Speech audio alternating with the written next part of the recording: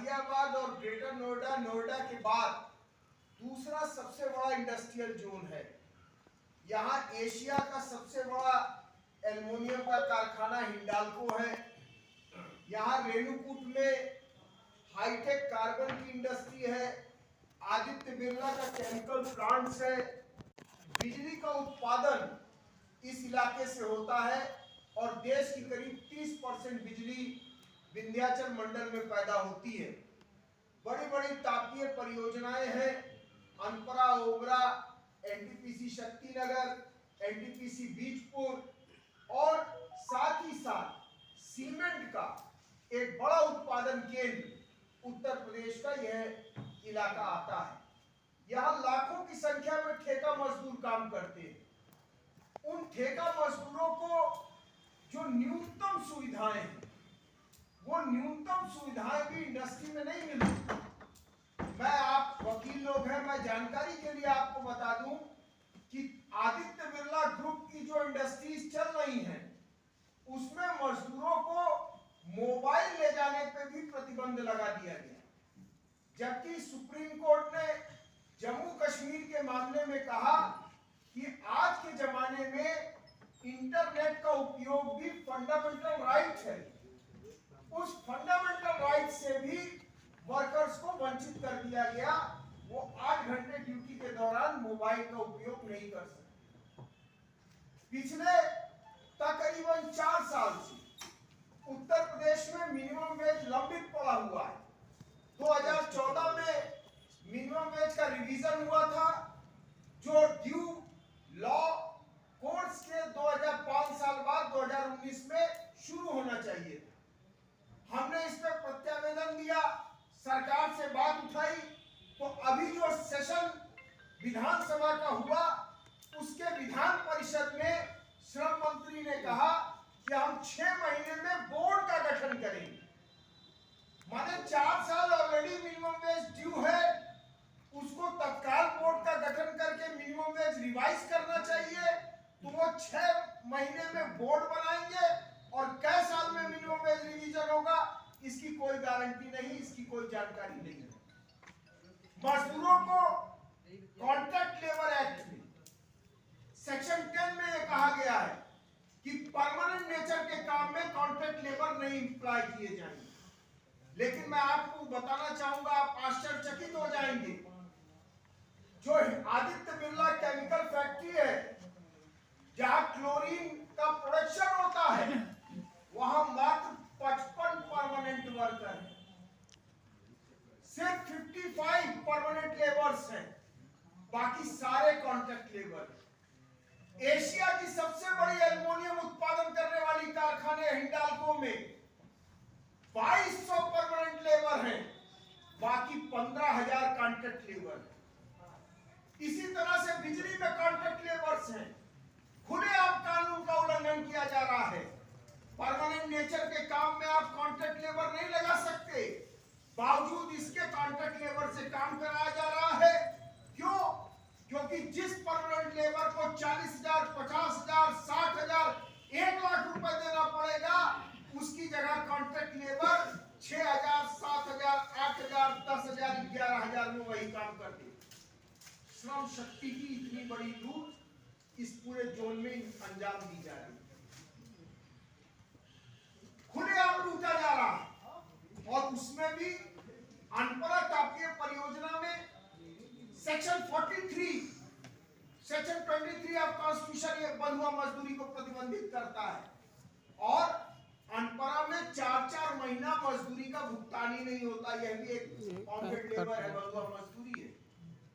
महिला जो मजदूर हैं, उनको मनरेगा से भी कम 200 रुपए में काम कराया जा रहा है। अभी 1.5 हफ्ता पहले की बात है, एनटीपीसी शक्तिनगर में एक मजदूर ऊंचाई से गिर के मर गया। सारी इंडस्ट्रीज, जो ज्यादातर इंडस्ट्रीज हैं, वो कारखाना अधिनियम के तहत खतरनाक उद्योग में आती हैं, लेकिन मजदूरों को ग्लव्स, मजदूरों को मास्क, मजदूरों को हेलमेट, मजदूरों को जूता, जो न्यूनतम सुरक्षा उपकरण है, वह भी इस इंडस्ट्रियल जोन में नहीं दिए जाते। आए दिन मजदूर मरता है। जो रोजगार कार्ड है, हाजिरी कार्ड है, मैं जिले का भी श्रम बंधु हूं और मंडल का भी श्रम बंधु हूं। कमिश्नर के यहाँ भी मीटिंग में और डीएम सोनभद्र के यहाँ भी मीटिंग में हमने कहा कि कॉन्ट्रैक्ट लेबर एक्ट के सेक्शन रूल 74 में एम्प्लॉयमेंट कार्ड देने का प्रावधान है। एम्प्लॉयमेंट कार्ड क्यों नहीं दिया जा रहा? गेट पास दिया जाता है जिसकी कोई लीगल वैल्यू नहीं। 1 महीने का गेट पास बनता है। आप एम्प्लॉयमेंट कार्ड तक वर्कर को देने को तैयार नहीं है।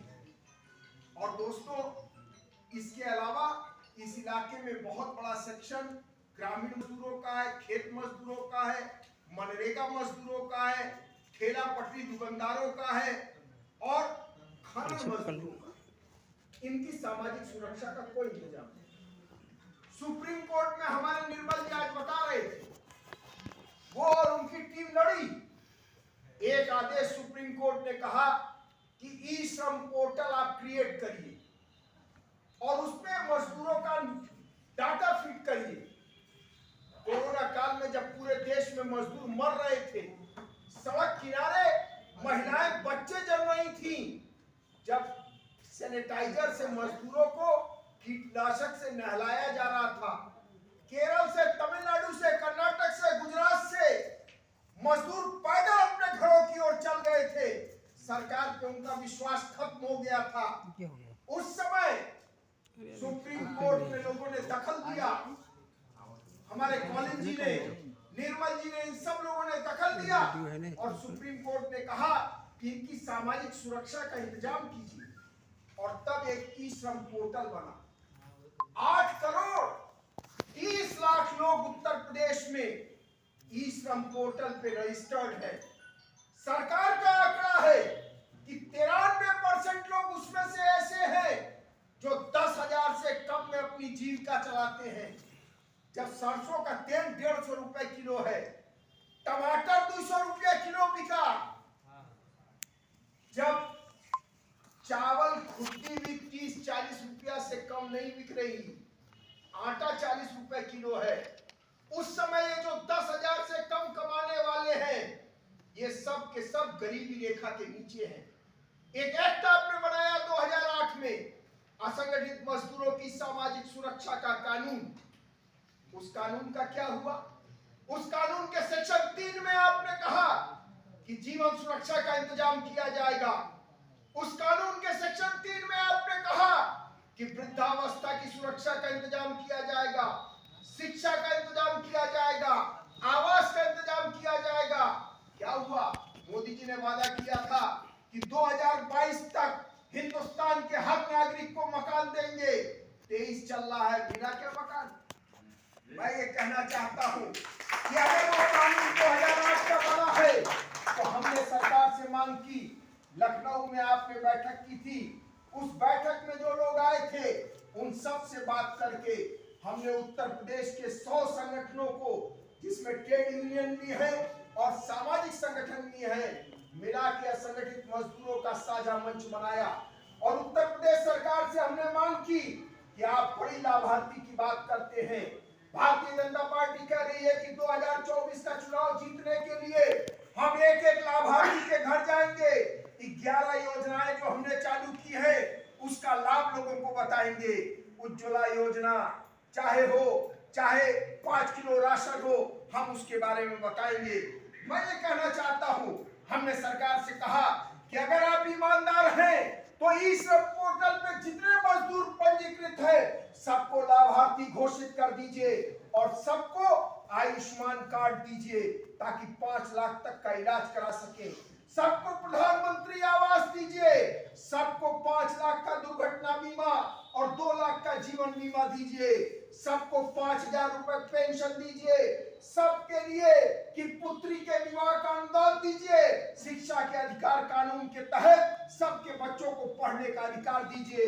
और इस सवाल पे पूरे उत्तर प्रदेश में हम आंदोलन कर रहे हैं कि 11 से 17 सितंबर को हम पूरे प्रदेश में अभियान चलाएंगे। 15 तारीख को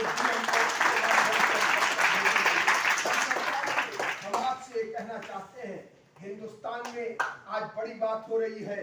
लाल किले के प्राचीर से मैं प्रधानमंत्री जी को सुन रहा था, उन्होंने कहा कि अमृत काल को कर्तव्य काल में बदल लो। अभी मैं सुरेश त्रिपाठी जी को सुन रहा था, वह भी कर्तव्य की बात कर रहे थे। आप विधिवेत्ता हैं, विधि के जानकार हैं। कॉन्स्टिट्यूशन में फंडामेंटल ड्यूटी कब आती है, कर्तव्य कब आता है? 15A में। उसके पहले फंडामेंटल राइट्स आते हैं, उसके पहले डायरेक्टिव प्रिंसिपल आते हैं, मौलिक अधिकार आते हैं, नीति निर्देशक तत्व आते हैं। आज क्या हो रहा है? आज हमारे मौलिक अधिकार पे हमला हो रहा है। अभिव्यक्ति की आजादी हमको मिली है, लेकिन अभिव्यक्ति बोलने पे भी हमारे पहरा लगाया जा रहा है। अगर हम बोल दे तो कितनी FIR देश में दर्ज हो जाएंगी, इसके बारे में ना हम जानते हैं ना आप जानते हैं। ट्विटर पे ट्वीट कर दे तो भी हमारे खिलाफ। अब तो ये आ गया कि एक आदेश जारी कर दिया प्रमुख सचिव गृह ने कि सरकार के खिलाफ अगर नकारात्मक खबर छपेगी अखबार में तो उस रिपोर्टर के खिलाफ, संपादक के खिलाफ कार्रवाई होगी। माने सरकार की आलोचना करना भी अपराध हो गया।